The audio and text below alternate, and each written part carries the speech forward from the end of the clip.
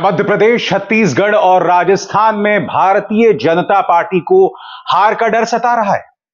वो राजस्थान जिसके बारे में कहा जा रहा था कि इस बार रिवायत के मुताबिक सत्ता भाजपा के पास जानी तय है, उस राजस्थान में भी मुकाबला जो है वो कांटे वाला हो गया है।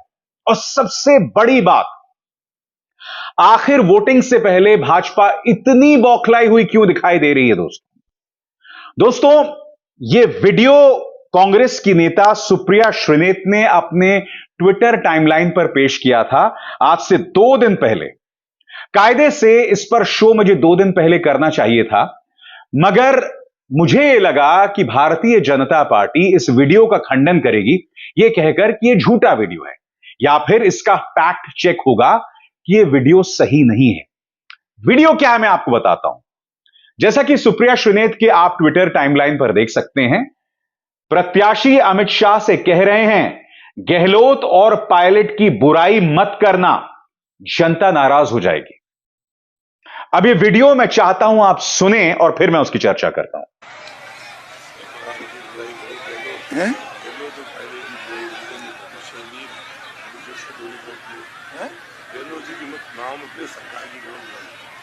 दोस्तों, जैसे कि आप जानते हैं कि मेरे मंच पर मैं कभी भी कोई ऐसी जानकारी पेश नहीं करता हूं जिसकी पुष्टि ना हो, और अगर गलती से कभी कोई जानकारी चली भी जाती है तो मैंने हमेशा उसके लिए खेद व्यक्त किया है।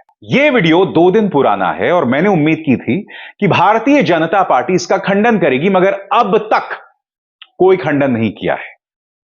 आखिर क्या वजह है? प्रत्याशी अमित शाह से क्यों कह रहे हैं कि गहलोत और पायलट की बुराई मत करो? तो इसका आसान सा जवाब यह है दोस्तों कि मुख्यमंत्री अशोक गहलोत की जो योजनाएं हैं उनका असर जबरदस्त पड़ा है लोगों पर। उनके खिलाफ कोई एंटी इनकम्बेंसी नहीं है।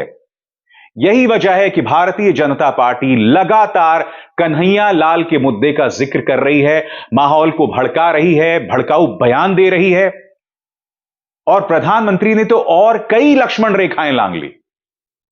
याद कीजिएगा दोस्तों, उन्होंने तो मध्य प्रदेश में एक चुनावी सभा में यह तक कह दिया था कि कांग्रेस को फांसी लगा दो। अब वो स्वर्गीय राजेश पायलट का जिक्र कर रहे हैं।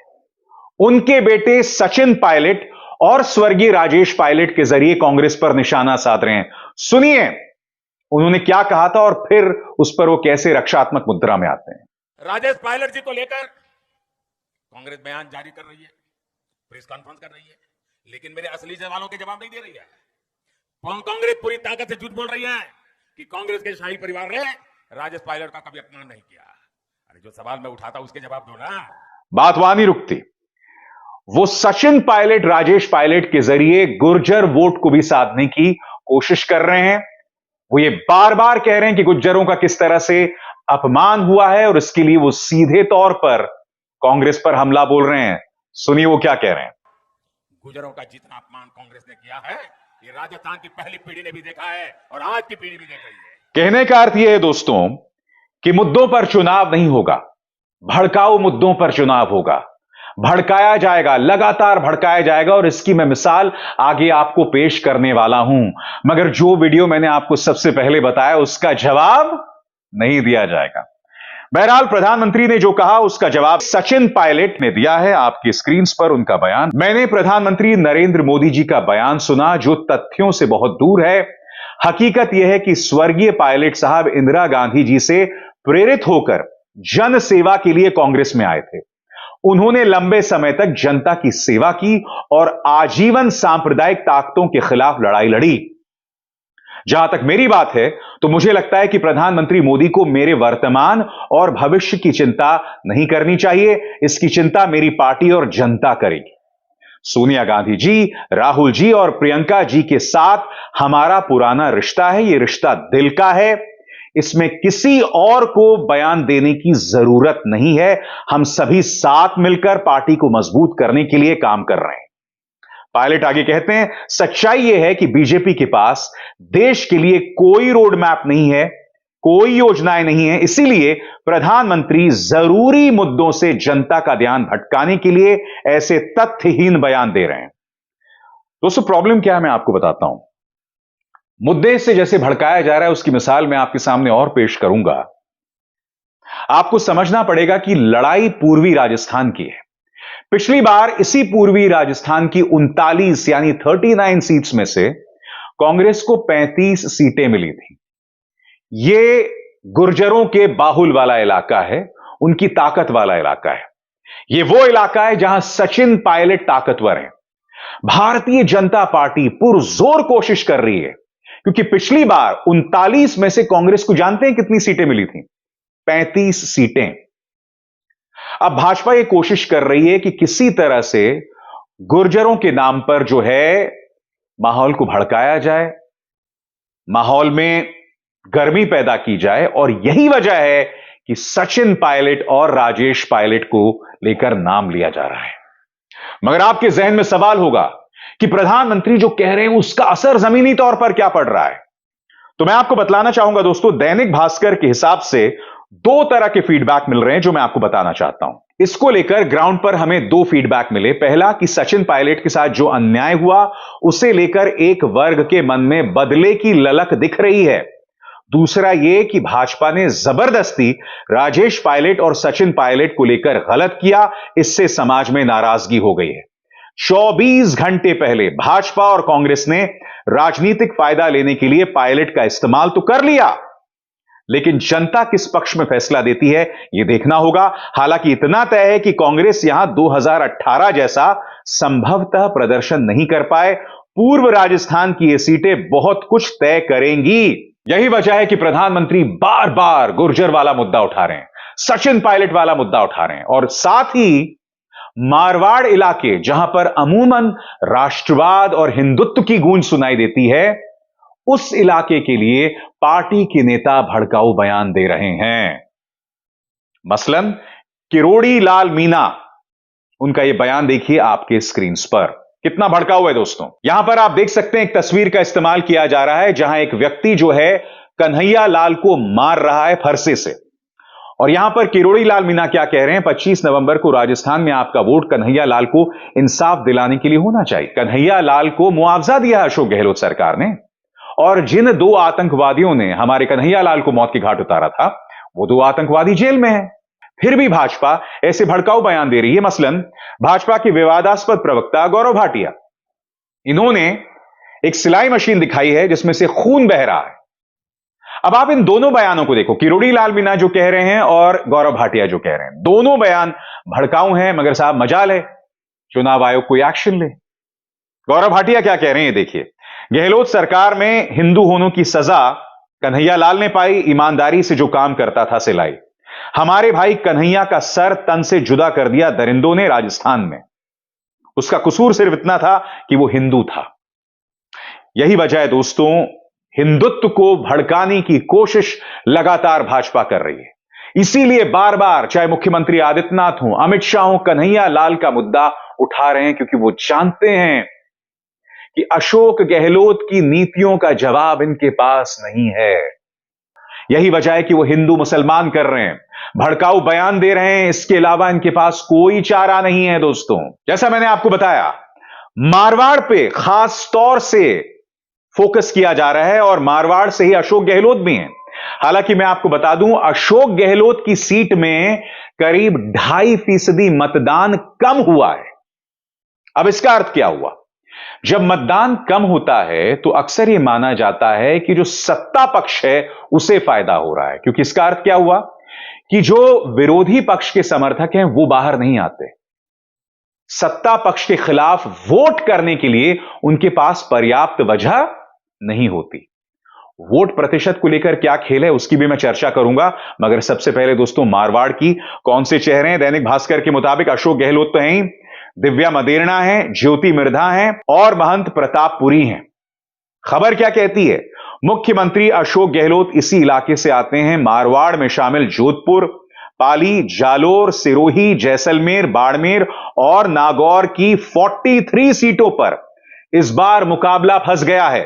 यह इलाका राष्ट्रवाद और हिंदुत्व के रंग में इस बार ज्यादा ही रंगा आ रहा है। इससे भी खतरनाक स्थिति निर्दलियों की बनी हुई है। यहां हालात काफी बदले हुए हैं, लेकिन कुछ सीटों पर पहली बार रोचक हालात बने हुए हैं। अभी कांग्रेस के पास 22 और भाजपा के पास 16 सीटें हैं, यानी कि पिछली बार भी यहां पर भाजपा का प्रदर्शन इतना बुरा नहीं था। एक को 22 मिली थी, एक को 16। और वोट प्रतिशत दोस्तों, पिछली बार के मुताबिक इस बार वोट प्रतिशत बढ़ गया है और दोनों ही पार्टियां जीत का दावा कर रही हैं। भाजपा तो कह रही है कि भाई वोट प्रतिशत बढ़ गया इसलिए जनता सामने आई और उसने वोट किया, मगर कांग्रेस ये उम्मीद कर रही है कि जो अंडर करंट है, यानी कि सतह के नीचे जो सरगर्मी है, चर्चाएं हैं, अशोक गहलोत की जो योजनाएं हैं, वो पार्टी को फायदा और पहुंचा सकती हैं। आपको क्या लगता है, आप में से जो लोग राजस्थान में हैं? बहरहाल, बढ़े हुए वोट प्रतिशत को लेकर दैनिक भास्कर क्या कहता है, मैं आपको पढ़ के सुनाना चाहता हूं दोस्तों। दूसरा, बड़े नेताओं के सीटों पर वोटिंग प्रतिशत बढ़ने के दो संकेत हैं। या तो इतना मतदान उन्हें हराने के लिए हुआ या जिताने के लिए।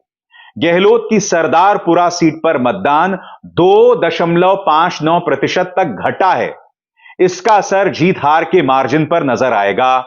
कांग्रेस नेता गोविंद सिंह डोटासरा, शांति धारीवाल, अशोक चांदना की सीटों पर मतदान के रुझान टक्कर वाले रहे हैं। यहां का परिणाम कुछ भी हो सकता है। भाजपा में भी राजेंद्र राठौर, वासुदेव देवनानी, सतीश पुनिया और नरपत सिंह राजवी जैसे नेताओं के परिणाम भी स्पष्ट नहीं कहे जा सकते। कांग्रेस का फोकस साफ है। कांग्रेस मुद्दों पर चुनाव लड़ रही है, योजनाओं पर चुनाव लड़ रही है, मगर दूसरी तरफ भारतीय जनता पार्टी जानती है कि आखिरी कुछ लम्हे थे, इसीलिए सांप्रदायिक माहौल भड़काओ। उन्हें लगता है कि इन आखिरी मौकों पर सांप्रदायिक माहौल भड़काकर उन्हें वोट्स मिल जाएंगे। और हमने मध्य प्रदेश में भी देखा, छत्तीसगढ़ में भी देखा और राजस्थान में भी देख रहे हैं।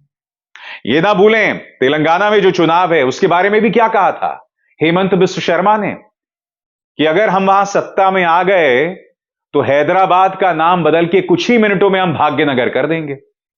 यानी कि वहां पर भी नाम बदलो खेल चल रहा है। मुद्दों की बात मत करो, वही भड़काऊ मुद्दे, हिंदू मुस्लिम मुद्दे, वही उसकी बात करो। और जाहिर सी बात है दोस्तों, कांग्रेस जैसे जो दल हैं उनके सामने यह बहुत बड़ी चुनौती है।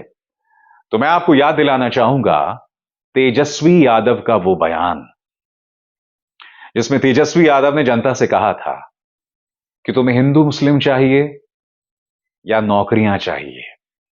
राहुल गांधी ने भी यही बात कही थी कि आपको हिंदू मुस्लिम पर बात करनी है या मुद्दों पर, नौकरियों पर बात करनी है।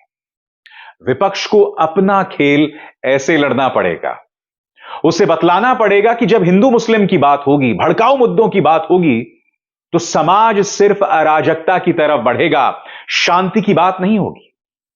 और यही विपक्ष का भाजपा के खिलाफ कारगर हथियार हो सकता है अगर, और यह बहुत बड़ा अगर है, क्योंकि मैं भी एक अरसे से मान रहा था कि अशोक गहलोत का सुपड़ा साफ हो जाएगा।